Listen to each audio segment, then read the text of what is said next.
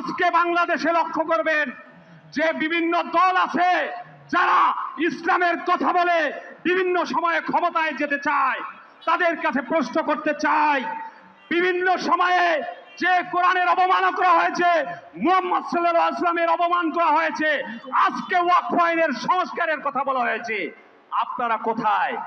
সেই কোরআনে নির্দিষ্ট আইন দেওয়া হয়েছে ওয়াকফ আইন।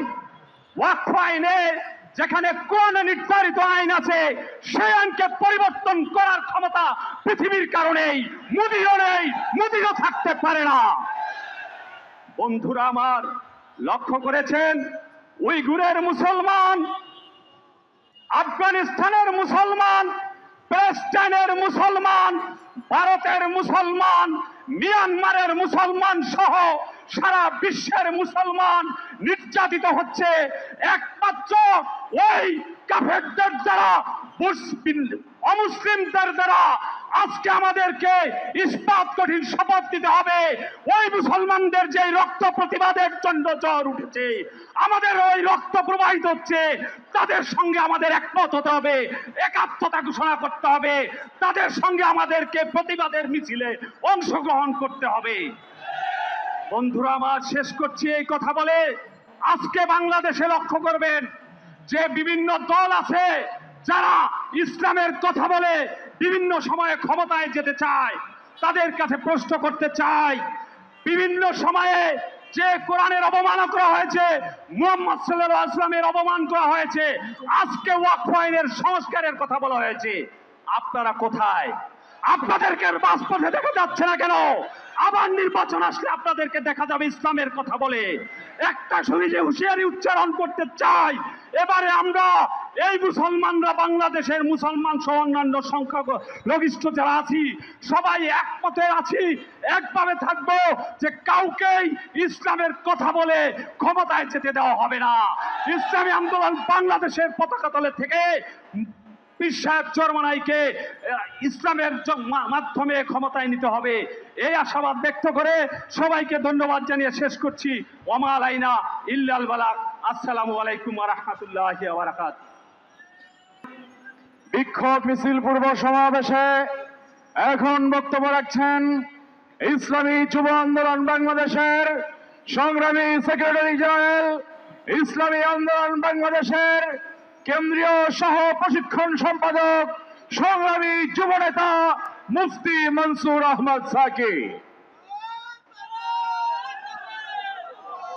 সংগ্রামী সহযোদ্ধা বন্ধুগণ, ইসলামী আন্দোলন বাংলাদেশ ঢাকা মহানগর কর্তৃক আয়োজিত আজকের এই বিক্ষোভ মিছিল পূর্ব সমাবেশের সম্মানিত সভাপতি,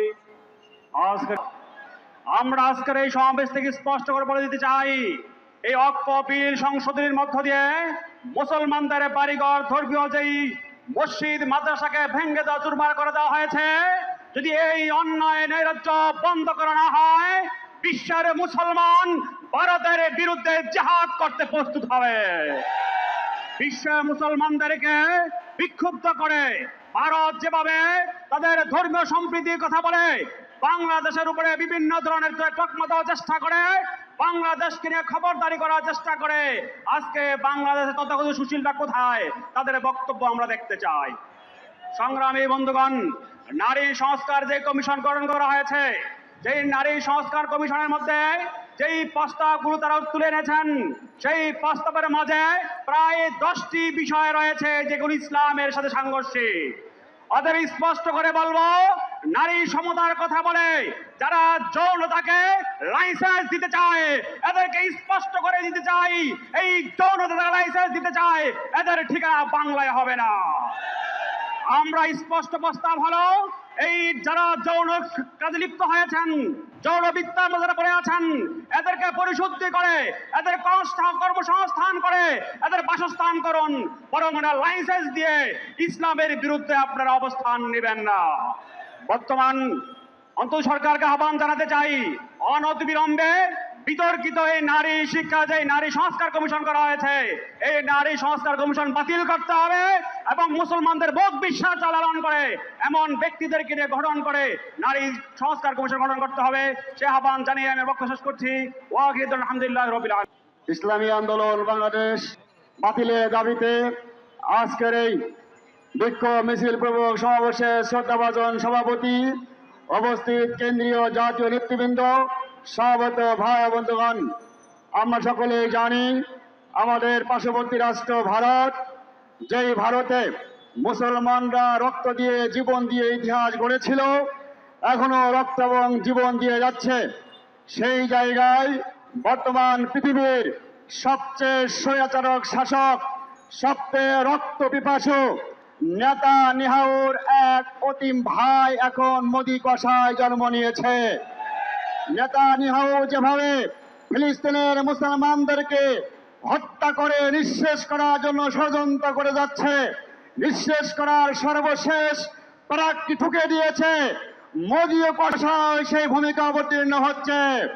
আপনারা দেখেছেন ওয়াকফ আইন বাতিল করে মসজিদ, মাদ্রাসা, কবরস্থানকে মাটির সাথে গুড়িয়ে দেওয়া হচ্ছে। এই সুখবরটি দিয়েছে আবার সেই ইসরায়েলের প্রেসিডেন্ট। গতকালকে মোদীকে ফোন দিয়ে বলেছেন, পাকিস্তানের সঙ্গে যদি যুদ্ধ হয় তাহলে আমরা তোমাদের পাশে আছি। আমরা বলতে চাই, মিস্টার মোদী, ওই ইসরায়েলের নেতানিয়াহুর প্রেসক্রিপশন নিয়ে যদি মুসলমানদেরকে হত্যা করার চক্রান্ত লেগে দেন, মনে রাখবেন ফিলিস্তিনের মুসলমান ভাইদেরকে রক্ষা করার জন্য হামাস সেই ভূমিকায় আছে, আমরাও সেই ভূমিকায় নামবো ইনশাআল্লাহ। নাম্বার 2, মোদী যে আইনের বিনিময়ে ওয়াকফ আইন বাতিল করেছে, তার ভিতরে বলেছে মুসলমান অশিক্ষিত, শিক্ষিত নয় মূর্খ। এই আমরা বলতে চাই, যেই ক্ষমতার বল তুমি আজকে ছড়ি উড়াচ্ছ, কথা স্পষ্ট, তোমার পারমাণবিকের যোগ্য জন্মদাতা কে? আমরা জানি ভারতের পারমাণবিক বিজ্ঞানী জন্মদাতা হচ্ছে আমাদের মুসলমান এপিজে আব্দুল কালাম। অতএব মুসলমানরা শাসন করেছে ভারতবর্ষকে, সাজিয়েছে ভারতবর্ষকে। ভারতের কোন ব্যক্তিগত স্বার্থ উদ্ধারের জন্য, ধর্মীয় উদ্ধারের জন্য মুসলমানদেরকে নির্মূল করা সম্ভব হবে না। দ্বিতীয় কথা, বাংলাদেশে নারী কমিশন নামে যে কমিশন গঠন করা হয়েছে, তারা প্রস্তাব দিয়েছে, ভালো কথা, কিন্তু দেখা গিয়েছে প্রস্তাবের মধ্যে তাদের মূল টার্গেট ইসলাম এবং মুসলমান। বাংলাদেশে নারী কমিশন গঠন করা হয়েছে যারা টিপওয়ালি নাস্তিক, তাদেরকে দিয়ে। আমরা বলতে চাই, তত্ত্বাবধায়ক সরকারের প্রধানকে বাংলাদেশের মুসলমানদের সেন্টিমেন্ট আঘাত করে ক্ষমতায় হাসিনা টিকে থাকতে পারে নাই, আপনিও পারবেন না। অনতি বিলম্বে এই নারী কমিশনের প্রস্তাব বাদ দিয়ে নতুন নারী কমিশন গঠন করতে হবে। মুসলমানদের তাজিব তামাদ্দুন, মুসলমান মেয়েদের সংস্কৃতি, মুসলমান মেয়েদের নৈতিক বিষয় নিয়ে আমরা প্রস্তাব দিতে চাই।